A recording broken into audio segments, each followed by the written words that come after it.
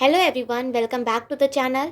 आज हम geography practical का एक बहुत इंपॉर्टेंट प्रोजेक्शन पढ़ने वाले हैं, sinusoidal projection.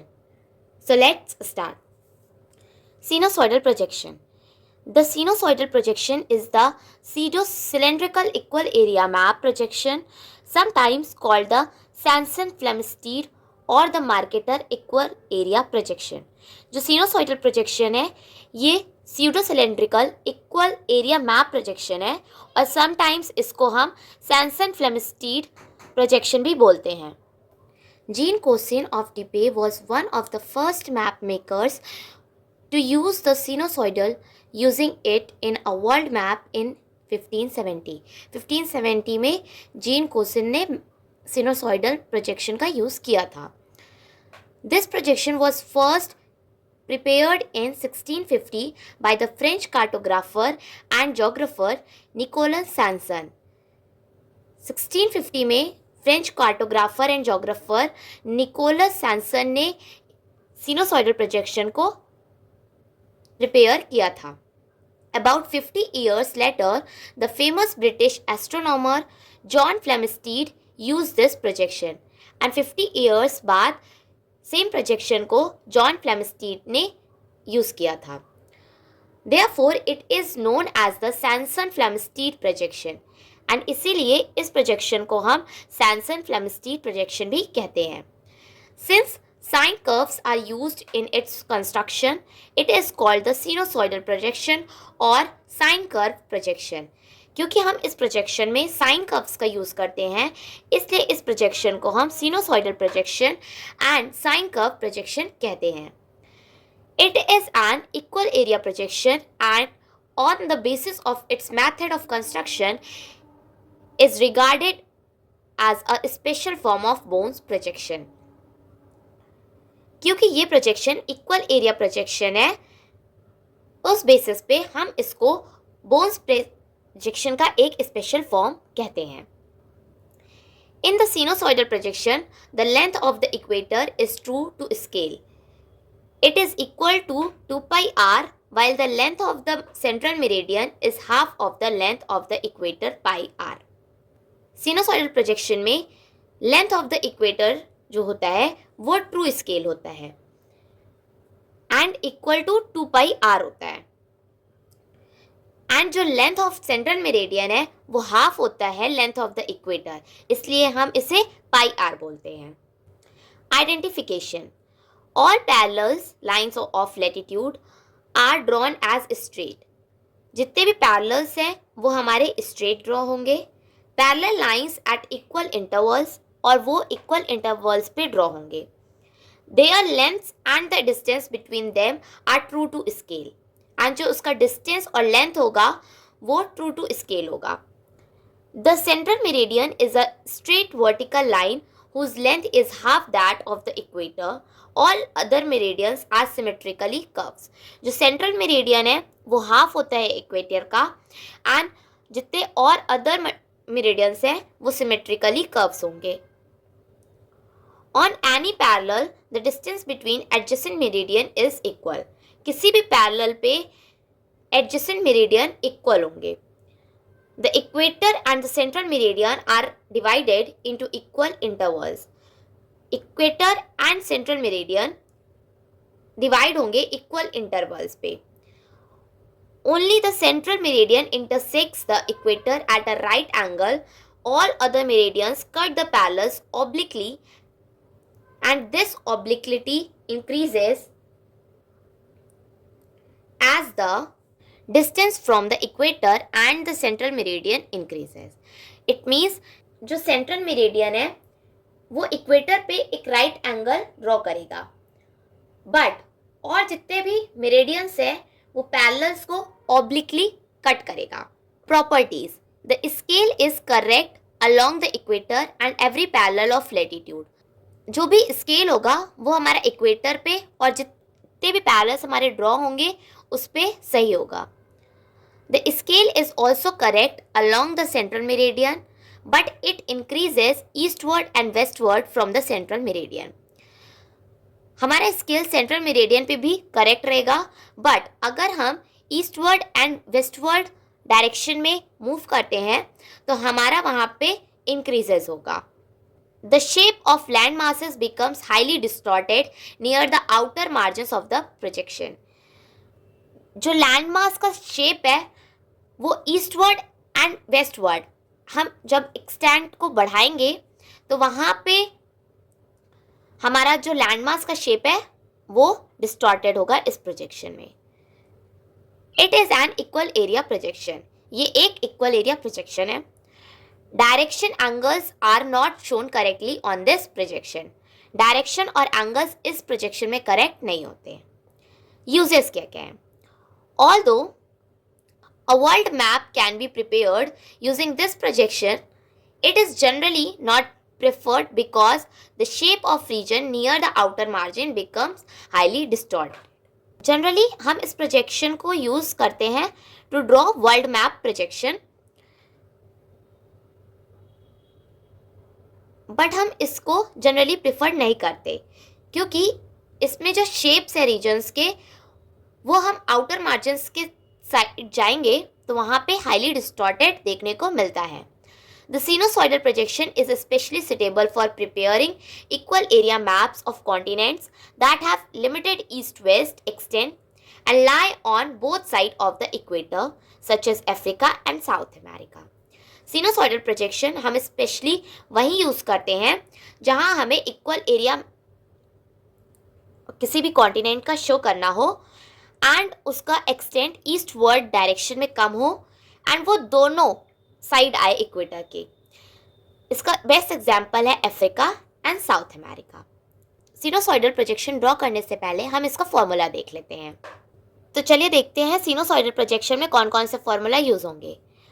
Step 1, radius of reduce earth equal actual radius of the earth multiply RF. आपके क्वेश्चन में एक RF गिवन होगा, उसके थ्रू हम रेडियस ऑफ रिड्यूस अर्थ को फाइंड आउट करेंगे. Step 2, the division along the central meridian for spacing the parallels eight interval. इसे हम D से डिनोट करेंगे एंड इंटरवल को स्मॉल I से. तो जो भी डिवीजन हमें सेंट्रल मेरिडियन पे करना है टू ड्रॉ द पैरेलल्स, उसके लिए हमें फॉर्मूला यूज करना है D equal pi R divide by 180 multiply I. Step 3, radius of the standard parallel equator, इसे हम स्मॉल r से डिनोट करेंगे, इक्वल r cot थीटा. यहाँ पे हमें रेडियस निकालना है स्टैंडर्ड पैरेलल का जिसका formula r is equal to r cot theta है. एंड क्योंकि इक्वेटर हमारा 0 डिग्री पे है तो cot की वैल्यू हमारी 0 रहेगी. तो अगर हम इसे फाइंड आउट करेंगे तो हमारा जो वैल्यू आएगी वो इन्फिनिटी में आएगी. ये ऑप्शनल है, इसे आप यूज़ कर भी सकते हैं एंड नहीं भी कर सकते हैं, बट क्योंकि हमें सब स्टेप क्लियरली शो करना है इसलिए हम इसका भी यूज़ करेंगे. Step 4, division on any parallel for spacing meridians. यहाँ पे हमें ध्यान देना है कि हमारे पास जितने भी पैरेलल्स हैं उन सब के लिए हमें इस फॉर्मूला का यूज़ करना है टू ड्रॉ द मेरिडियंस. तो इसका फॉर्मूला है D1 is equals to pi R cos theta divide by 180 multiply I. या फिर हम इसे इस फॉर्म में भी लिख सकते हैं 2 पाई R cos theta divide by 360 multiply R. तो चलिए हम इसे सॉल्व करते हैं. तो जैसा कि आप अपने स्क्रीन पे देख रहे होंगे ये सिनुसॉइडल प्रोजेक्शन का एक क्वेश्चन है. तो चलिए हम इसे सॉल्व करते हैं. Draw the map of Africa on the graticules at 10 degree interval on the scale of 1:45 10 to the power 6 for the extension of 40 degree north to 40 degree south and 20 degree west to 60 degree east. सबसे पहले हम इस question में parallels and meridians को note down कर लेंगे कि हमें कौन कौन से ड्रॉ करने हैं. तो चलिए करते हैं. Parallels to be drawn, 40 degree north, 30 degree north, 20 degree north, 10 degree north, 0 degree, 10 degree south, 20 degree south, 30 degree south and 40 degree south.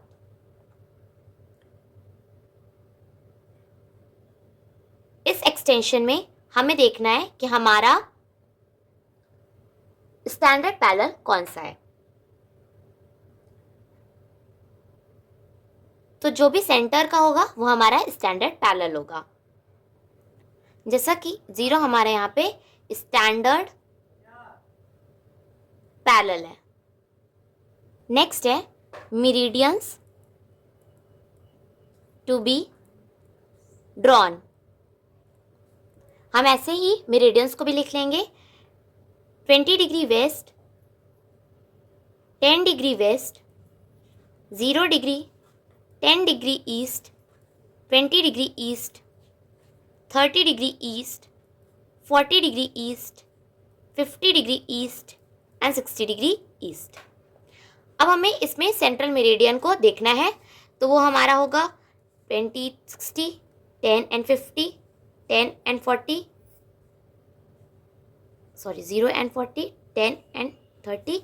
यहाँ पे हमारा सेंट्रल मेरिडियन 20 होगा।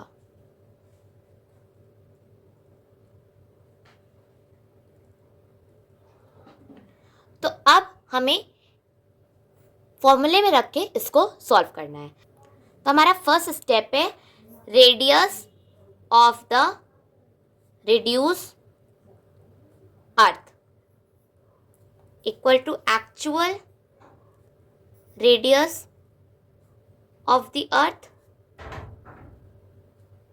Multiply RF। एक्चुअल रेडियस हमारा 640 एंड 10 टू द पावर 6 होता है, divide by RF हमारा given है 1:45 10 to the power 6। हम इसे सॉल्व करेंगे।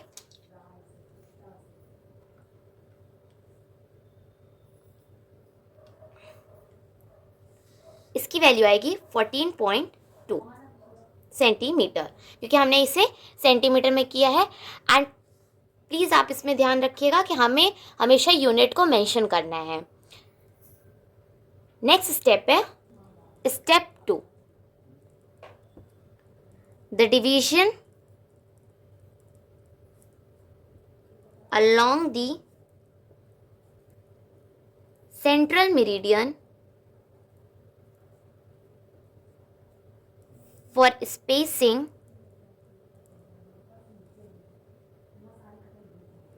the parallel। इसे हम D से डिनोट करेंगे। देन एट इंटरवल, यहाँ पे I से। इसका फॉर्मूला है D is equals to pi R divide by 180 multiply I। इसे हम सॉल्व करेंगे तो पाई की वैल्यू 3.14 मल्टीप्लाई R हमारा फाइंड हुआ था 14.2 डिवाइड बाई 180 मल्टीप्लाई I हमारा 10 डिग्री है। इसे सॉल्व करने पे हमारा जो आंसर आएगा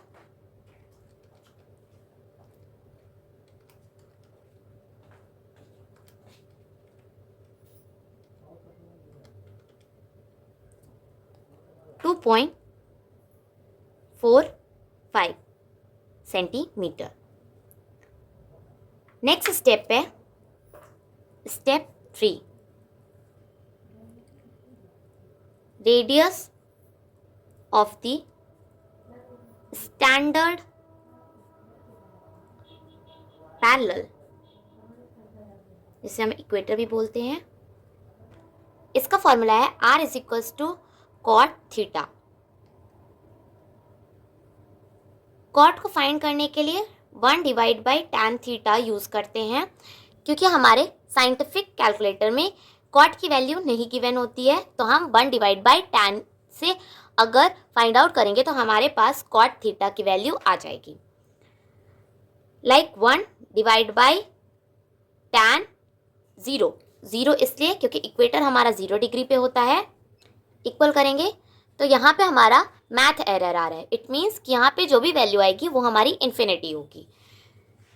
तो अगर हम पुट भी करेंगे तो इसको हम लिखेंगे R की वैल्यू 14.2 मल्टीप्लाई कॉट थीटा की value 0 equal to infinity. Next step है step 4, division of any parallels for spacing meridians. इस फॉर्मूले को हम तब यूज करेंगे जब हमें मेरिडियंस ड्रॉ करनी होगी। d1 equal pi r divide by 180 cos theta multiply interval.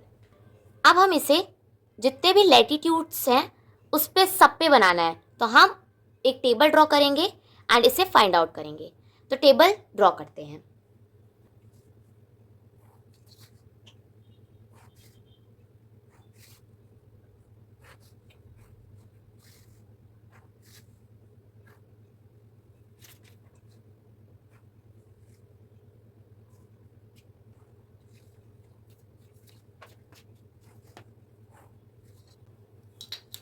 जो हमारा फर्स्ट कॉलम एंड रो होगा वो होगा लैटिट्यूड का, देन सेकेंड होगा कॉस थीटा का, देन थर्ड होगा पाई आर का, and fourth one is pi r cos theta divide by 180 multiply I. Latitude 0, 10 degree, 20 degree, 30 degree and 40 degree both sides. तो चलिए हम कॉस 0 की वैल्यू निकालते हैं पहले। cos 0 इक्वल 1, cos 10 इक्वल 0.984, तो हम इसे यहाँ पे 0.98 लेंगे। cos 20 की वैल्यू है 0.934, तो हम यहाँ पे लेंगे 0.94। ऐसे ही हम 30 एंड 40 का कर लेंगे। cos 30 इक्वल 0.866, तो हम यहाँ लिखेंगे 0.87। देन cos 40 इक्वल 0.766, तो हम यहाँ लिखेंगे 0.77। अब हम पाई आर फाइंड आउट करेंगे। पाई की वैल्यू है 3.14, आर की वैल्यू थी हमारी 14.2, दोनों का मल्टीप्लाई कर लेंगे। 3.14 मल्टीप्लाई 14.2 इक्वल 44.588, तो हम इसे लिखेंगे 44.59।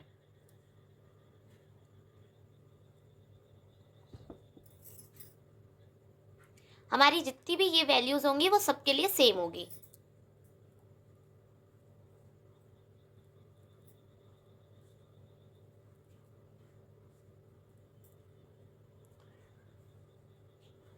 अब हमें इसे सॉल्व करना है। Pi r cos theta divide by 180 multiply आई।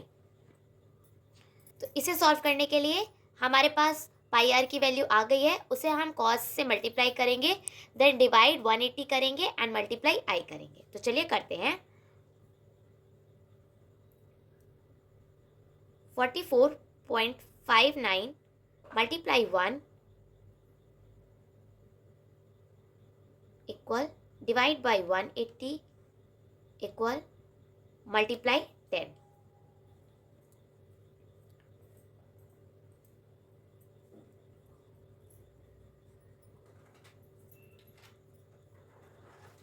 हमारी वैल्यू आई 2.477, तो हम यहाँ लिखेंगे 2.48। देन सेकेंड है सेम ऐसे ही हम इससे पुट करके सबका कर लेंगे। 44.59 मल्टीप्लाई 0.98 डिवाइड बाई 180 मल्टीप्लाई 10, हमारी वैल्यू आई 2.427, तो हम यहाँ लिखेंगे 2.43। देन ऐसे 20 का 44.59 multiply 0.94 equal divide by 180 multiply 10, तो हमारी वैल्यू आई 2.328, तो हम लिखेंगे 2.33।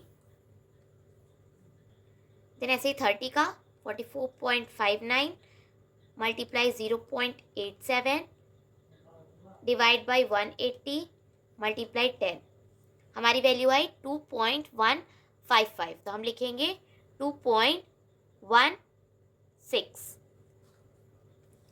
देन ऐसे ये भी 44.59 मल्टीप्लाई 0.77 डिवाइड बाई 180 मल्टीप्लाई 10, हमारी वैल्यू आएगी 1.907, तो हम लिखेंगे 1.91।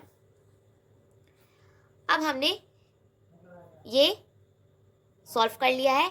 ये हमें सारे पैरेलल्स पे ड्रॉ करना है। लाइक 0 पे इतने डिस्टेंस के हमारे मेरिडियंस बनेंगे, 10 डिग्री लैटिट्यूड पे हमारे 2.43 डिस्टेंस का लॉन्गिट्यूड ड्रॉ होंगे। ऐसे ही हमें सबका ड्रॉ कर लेना है। तो चलिए हम इसे ड्रॉ करते हैं। सबसे पहले हमें एक लाइन ड्रॉ कर लेना है। ये हमारी सेंट्रल मेरिडियन है और ये हमारी स्टैंडर्ड पैरेलल है। इसे ड्रॉ करने के बाद जो हमारी वैल्यू आई थी कि लैटिट्यूड्स का डिस्टेंस कितना होगा, जो कि था 2.45, हम उसे ड्रॉ करेंगे।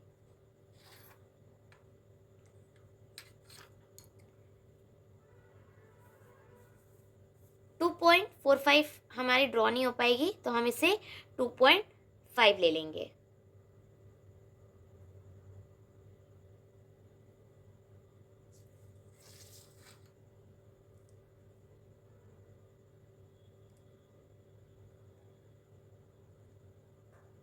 Ten degree, 20 degree, 30 degree and 40 degree,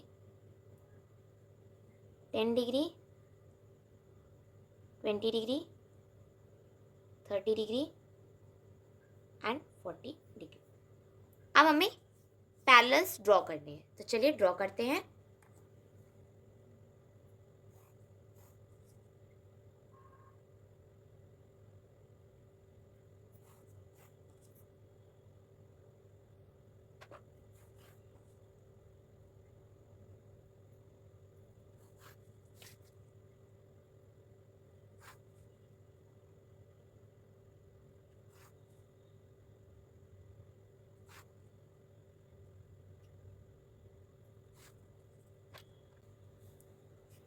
ये हमारा 0 डिग्री था, ये 10, 20, 30 एंड 40 डिग्री नॉर्थ है, 10, 20 एंड 30 डिग्री 40 डिग्री साउथ है।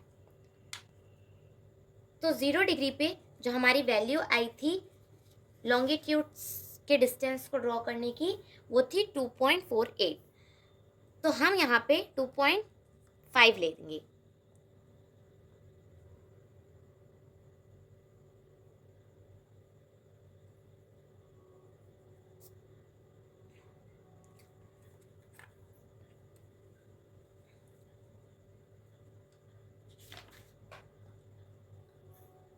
अब यहाँ पे हमारी 4 लॉन्गिट्यूड्स की डिस्टेंस इधर होगी एंड 4 इधर होगी, तो ड्रॉ करते हैं।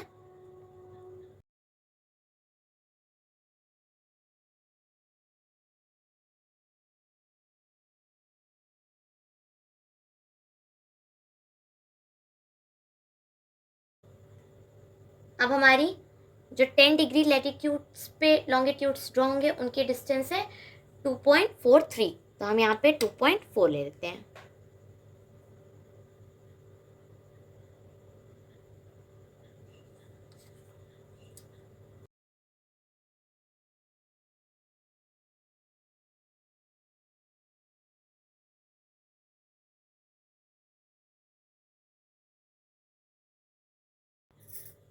ये हमारा सेम दोनों साइड होगा,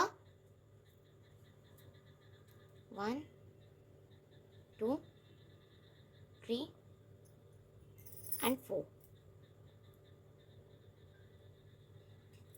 1, 2, 3 एंड 4। अब हम ऐसे ही 20 डिग्री का जो डिस्टेंस निकाले थे, 30 का, 40 का, सबका हम ड्रॉ कर लेंगे। तो 20 के लिए हमारा था 2.33, 30 के लिए था 2.16 एंड 40 के लिए था 1.91। तो चलिए हम ड्रॉ करते हैं। अब हम इन सारे पॉइंट्स को फ्री हैंड जॉइन कर देंगे एंड हमारा एक ग्रेटिक्यूल बनके तैयार होगा। तो चलिए हम ड्रॉ करते हैं।